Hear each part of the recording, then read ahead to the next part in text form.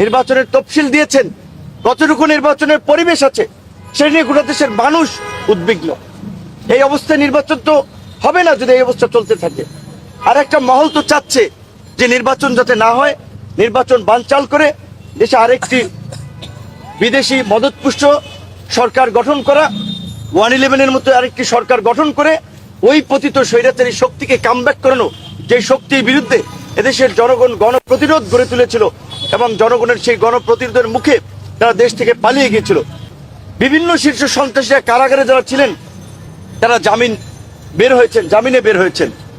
এমনকি এই জুলাইয়ের যারা হামলা মামলার আসামি ছিলেন তারা অনেকে জামিন পেয়ে যাচ্ছেন।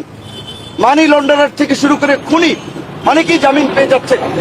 আমরা কোর্টের কাছে জানতে চাই, এই সন্ত্রাসীরা এই গণ অভ্যুত্থানে যাদের গণবিরোধী ভূমিকা ছিল তারা কিভাবে জামিন পাচ্ছে, কারা তাদের জামিনের জন্য দাঁড়াচ্ছে, আর কোর্ট বা কিভাবে তাদের জামিন দিচ্ছে। অবশ্যই কোর্টকে আমরা সম্মান করি, শ্রদ্ধা করি, কিন্তু আমরা তো চোখের সামনে দেখছি যে টাকা পাচারকারী থেকে শুরু করে খুনিরা জামিন পাচ্ছে। শুধু জামিন পাচ্ছে না, নির্বিঘ্নে তারা দেশ থেকে বাইরে চলে যাচ্ছে।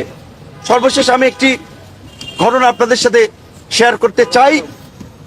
সরকারকে বলেছি, উপদেষ্টাদেরকে বলেছি, যখন আমরা 2018 সালে কোটা সংস্কার আন্দোলন করি সেই সময় শেখ হাসিনা জাহাঙ্গীর কবির নানক এবং এনামুল হক শামীমকে কোটা সংস্কার আন্দোলনকারীদের সাথে আলাপ আলোচনার দায়িত্ব দিয়েছিলেন।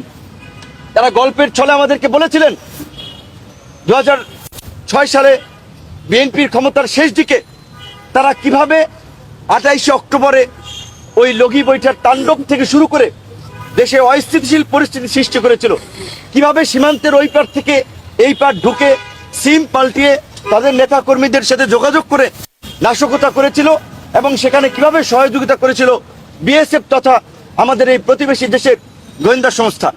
তো আজকে এই যে দেশে অঘটনগুলো ঘটছে এবং এই অপকর্ম করে কিন্তু অনেকেই সীমান্ত দিয়ে পার হয়ে যাচ্ছে এবং সীমান্ত দিয়ে ঢুকছে।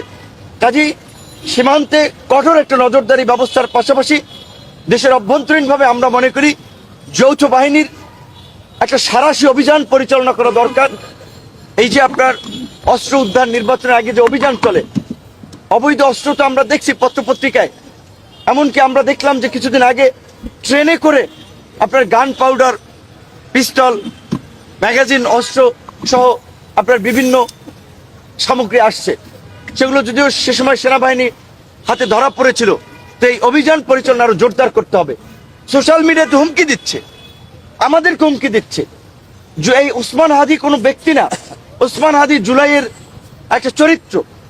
ওসমান হাদির উপরে আঘাত মানে জুলাইয়ের উপরে আঘাত। হসপিটালে বসেই আপনাদেরকে মোবাইলে দেখাতে পারি, আমি ইনবক্সে হুমকি দেওয়া হচ্ছে যে কাফনের কাপড় নিয়ে আমাদেরকেও রেডি থাকতে বলা হচ্ছে। এখন আমরা কার কাছে নিরাপত্তা চাবো?